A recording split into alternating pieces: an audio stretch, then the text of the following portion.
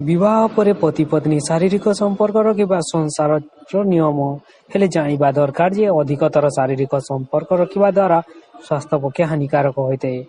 ଏକଥା ଗବେଷଣାରୁ ଜଣାପଡ଼ିଛି। ଆଉ ଏକଥା ନ ଜାଣି ଅଧିକତର ଶାରୀରିକ ସମ୍ପର୍କ ରଖି ଅନେକ ପତି ପତ୍ନୀ ଅସୁବିଧାରେ ପଡ଼ିଛନ୍ତି। 21 ଯୋଡ଼ା ପତି ପତ୍ନୀଙ୍କ ଉପରେ ଅନୁଧ୍ୟାନ କରି ଏକ ଆନ୍ତର୍ଜାତୀୟ ସଂସ୍ଥା ଏହି ରିପୋର୍ଟ କରିଥିବା ଗଣମାଧ୍ୟମରେ ପ୍ରକାଶ ପାଇଥିବା ଜଣାପଡ଼ିଛି। ଜଣେ ବିବାହିତ ପୁରୁଷ କି ମହିଳା ଏହା ଜାଣି ରଖିବା ଉଚିତ, କାହିଁକି ନା ଅନେକ ସମୟରେ ନିଜ ଅଭିଜ୍ଞତା କିମ୍ବା ଅଜ୍ଞତା କାରଣରୁ ମାସକ ମଧ୍ୟରେ ଅନେକ ଥର ଶାରୀରିକ ସମ୍ପର୍କ ରଖିବାକୁ ପଡ଼ିଥାଏ। ହେଲେ ଏହା ଆଦୌ ଠିକ୍ ନୁହେଁ ଶରୀର ପାଇଁ। ଏହାଦ୍ୱାରା ଅନେକ ଅସୁବିଧାର ସାମ୍ନା କରିବାକୁ ପଡ଼ିଥାଏ। ଅଧିକତର ଶାରୀରିକ ସମ୍ପର୍କ ଦ୍ୱାରା ଦୁର୍ବଳତା ଅନୁଭବ କରିବା ସହ ଶିଥିଳତା ମଧ୍ୟ ପରିଲକ୍ଷିତ ହୋଇଥାଏ। କିନ୍ତୁ ମନେ ରଖନ୍ତୁ, ଶାରୀରିକ ସମ୍ପର୍କ କିଛି ଖରାପ ନୁହେଁ। ଏହା ନିୟମରେ ରଖିପାରିଲେ ଉଭୟ ମନ ଓ ଶରୀର ପାଇଁ ଭଲ। ଶାରୀରିକ ସମ୍ପର୍କ ରଖିବା ଦ୍ୱାରା ମନ ପ୍ରଫୁଲ୍ଲିତ ହେବା ସହ ଶାରୀରିକ ସୁସ୍ଥତା ଅନୁଭବ କରିହୁଏ। ଶାରୀରିକ ସମ୍ପର୍କ ଦ୍ୱାରା ମଧ୍ୟ ନିଦ୍ରା ଠିକ୍ ଭାବେ ହୁଏ।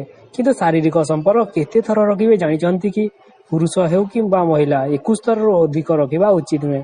ଶାରୀରିକ ସମ୍ପର୍କ ମାସକୁ 21 ଥର ରଖିଲେ ଜଣେ ସୁସ୍ଥ ଭାବରେ ନିଜକୁ ସନ୍ତୁଳିତ ଭାବରେ ବଞ୍ଚିପାରିବ। ଆଶା କରେ ଭିଡ଼ିଓଟି ଭଲ ଲାଗିଥିବ। ଯଦିଓ ଭଲ ଲାଗିଲା ନିହାତି ଭାବେ ସେୟାର କରନ୍ତୁ। ହଁ ଦର୍ଶକ ବନ୍ଧୁ, ଆପଣଙ୍କର ଯେତେ ବି ହ୍ୱାଟ୍ସଆପ୍ ଗ୍ରୁପ୍ ଅଛି ନିହାତି ଭାବେ ସେୟାର କରି ସାଙ୍ଗମାନଙ୍କୁ ମଧ୍ୟ ଜଣାଇ ଦିଅନ୍ତୁ।